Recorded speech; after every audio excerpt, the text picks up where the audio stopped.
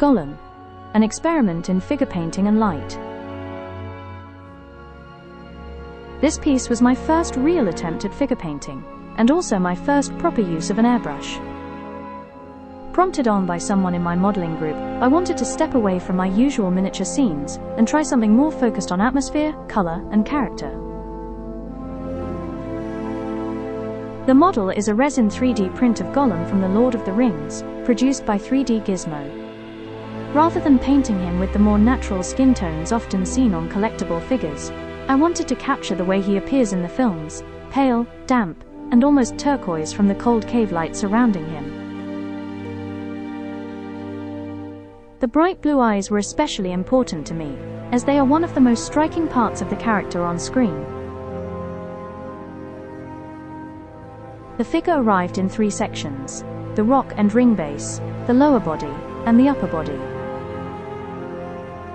I began by priming everything in black before building up many thin layers of dark turquoise through the airbrush. From there I applied ice yellow from above and slightly to the left, using zenithal highlighting, creating the impression of natural light falling into the cave from overhead.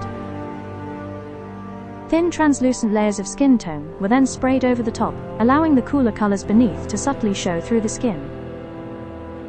To recreate the reflected cave light from the water below, I then applied turquoise from underneath, using nadir highlighting, spraying upwards at roughly a 45-degree angle. The aim was to give the whole figure the damp, cold feeling seen in the film, rather than simply painting him as a flesh-colored creature standing on a rock.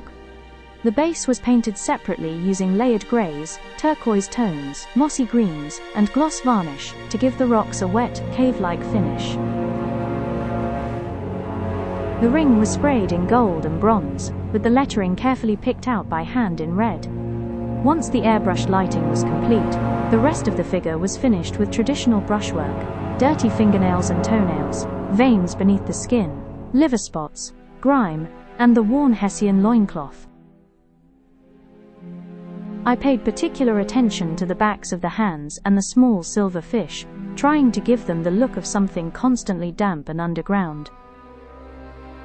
The final stage was the face and eyes. I wanted the eyes to stand out sharply against the muted skin tones, using a bright crystal blue finish with a reflective shine to create that unsettling, almost luminous stare. This was a very different kind of project from my usual diorama work, less about storytelling through absurd scenes, and more about trying to capture mood, light, and texture through paint alone.